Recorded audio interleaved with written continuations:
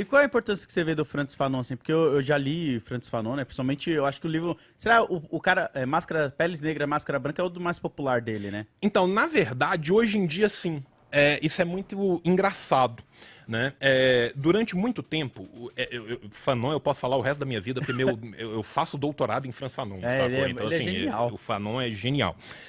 O que acontece? O Pele Negra e Máscaras Brancas, ele era a tese de defesa do Fanon virando um psiquiatra que não foi aceita na França, porque ela era muito controversa, porque ele falava de racismo numa França racista. Sim. Né? E aí isso ficou escamoteado, ele teve que fazer uma outra tese, arrancou do cu uma tese em 3 meses, defendeu qualquer merda para poder pegar o título, só que depois ele consegue publicar esse livro. Este é um livro que vai fazer um sucesso mediano, localizado ali, e que vai ficar meio que esquecido 2 ou 3 décadas.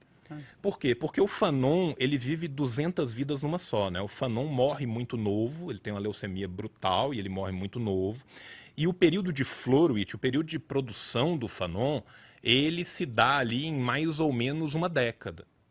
Tá? Então, assim, do Pele Negra e Máscara Branca até o Condenados da Terra, que ele escreve praticamente morto, né? Porque ele recebe o livro antes de ser impresso, já no lei de morte dele.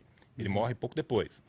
Que é de 61, nós estamos falando aqui de 54 a 61 e outros artigos que vêm antes. Tá? Então, assim, é um período de menos de uma década que o homem produz pra caralho, só que o Condenados da Terra é um livro que varreu o mundo. O Condenados da Terra ele foi traduzido muito rapidamente para várias línguas. O Condenados da Terra é um livro influente na Revolução Iraniana. Caralho. Olha que loucura você pensar isso. Caralho. Né? Ele foi traduzido pelo italiano muito rapidamente pelo Pirelli, e o Pirelli é da família Pirelli, do pneu. O Pirelli mesmo. Caralho. Um dos caras da família Pirelli foi abandonado pela família e ostracizado por ser comunista, e ele foi o tradutor do Franz Fanon. Caralho! Eu não fazia ideia. Imagina, ó, eu não vendi pneu, mas eu ajudei a Revolução Iraniana, então...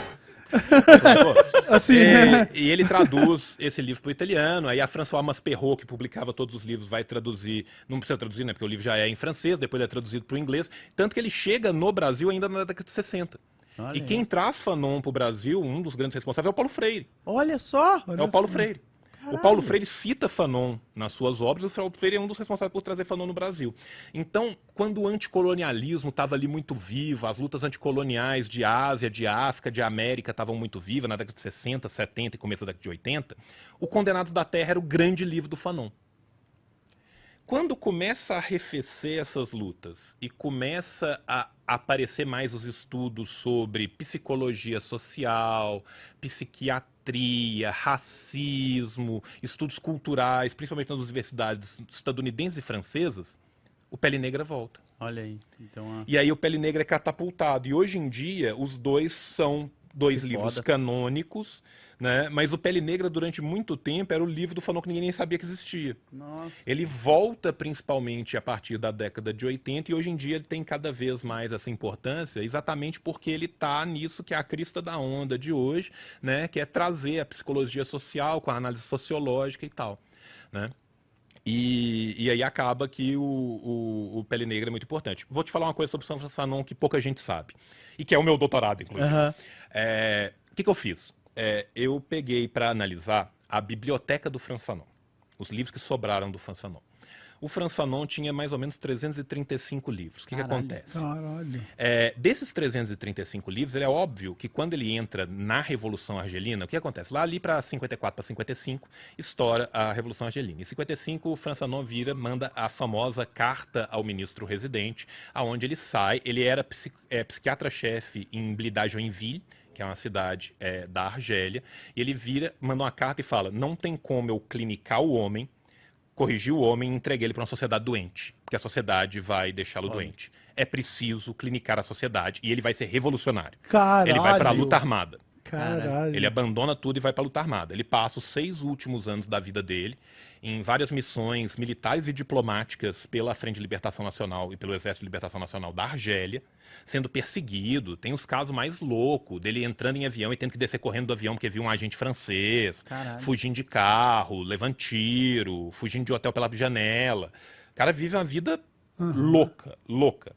E é durante essa vida louca que ele vai escrever a maioria dos livros dele. Tá? Então, assim, os textos que vão ser reunidos, né, no Sociologia de uma Revolução, né, eles são textos que ele escreve para o El Mujahid, que era o jornal da Frente de Libertação dos argelinos, onde ele era um dos grandes autores desse jornal, né, o L'an 5 de la Révolution Algérienne, o ano 5 da Revolução Argelina. Ele escreve no ano 5 da Revolução Argelina, em 1959, no calor do momento, falando da experiência, falando como que mudou a questão da saúde, como que mudou a questão das mulheres, como que a rádio foi usado como meio de comunicação.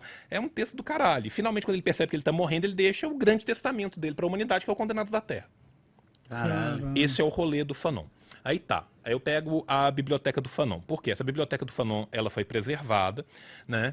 Nessa biblioteca do Fanon, metade, um pouco mais da metade, 170 e tantos, 180 livros, são livros de medicina. Certo. Aí tem vários tratados, principalmente de psiquiatria, e os livros de medicina que ele usou na faculdade para se formar. O resto dos livros, que são 150 e poucos livros, são livros de filosofia, sociologia e política. Sabe quantos livros do Mao Zedong o Fanon tinha? 56. Caralho. Ele tinha 50, desses 150, 56 livros era dele. De cada 6 livros que ele teve na vida, um era do Mao Zedong. Caramba. Então você vê como que o pensamento de Mao Zedong influencia, Sim, tá? Na Revolução Argelina. que foda. Então, assim, o Fanon é um cara que... O Fanon nunca se intitulou maoísta, até porque eu não entrei em meandros maiores, porque não é nosso intuito aqui, mas o maoísmo, chamar os maoístas de maoísmo, é um fenômeno mais recente, é algo que acontece principalmente da década de 80 para cá, da virada da década de 70 para cá. O Fanon morre em 61. Certo. O Fanon está morto lá no começo da década de 60. Né? E... O próprio Mao Zedong não viu esse termo sendo cunhado. Não viu, e ele não era a favor desse termo, né? Durante um tempo no Partido Comunista Chinês, eles usavam o termo Mao Zedong Sexiang, né? Pensamento Mao Zedong, né? E não maoísmo. Né? Eles usavam o pensamento Mao Zedong. Durante muito tempo também, aqueles que se influenciavam, as lutas, por exemplo, em Naxalbari, na Índia, ou a luta filipina pela Revolução, ou a luta do Partido Comunista Turco, todos esses influenciados pelo Mao Zedong, nessa época eles ainda usavam o termo pensamento Mao Zedong. Certo. E não usavam o maoísmo. O maoísmo vai vir como termo depois, principalmente por causa das influências do Partido Comunista Peruano. Certo. Mas isso aí é um detalhe do detalhe do detalhe, né? Mas o que é o foda do Fanon? O Fanon é um cara que tem a leitura de sociedade impactada principalmente por Mao e por Lenin. O que ele mais tem a seu dispor são livros do Mao, mas aí quando a gente fala livro, gente, é texto, tá? É texto que era um folhetim que era feito ali e tal. Então, assim, é livro de 30 páginas, de 40 páginas. Mas quando você soma 56, é coisa pra caralho. É coisa pra Né? porra. Depois disso, o que ele mais leu? Lenin. Depois, Marx e Engels. Olha Olha só. aí. Tá? Então, e isso é uma coisa muito comum na luta anticolonial. Tomás Sankara, por exemplo, em Burkina Faso. Tomás Sankara tinha no seu escritório todos os volumes das obras completas do Lenin em francês. Tomás Sankara entra em contato com o marxismo pelo leninismo. Olha. Né? Então, assim, por que isso acontece? Porque a Revolução Russa é o primeiro país na história da humanidade que rompe com a questão nacional a partir do momento que permite a autodeterminação das nações. Se entende como uma nação plurinacional e para de perseguir as etnias. As etnias eram perseguidas dentro do Império Czarista russo. Certo. Você está falando aí da formação da União Soviética. Da formação da União Soviética. A União Soviética é que dá essa influência gigantesca na África e na Ásia. Que foda. Isso perpassa a África e a Ásia, principalmente, né, a partir da Internacional, da Terceira Internacional, né, mas também pelo exemplo prático. Sim. Porque eles são o primeiro país do planeta que vira e fala assim, autodeterminação dos povos. Quem não quiser ficar aqui dentro não precisa ficar. E todos que ficarem aqui são iguais.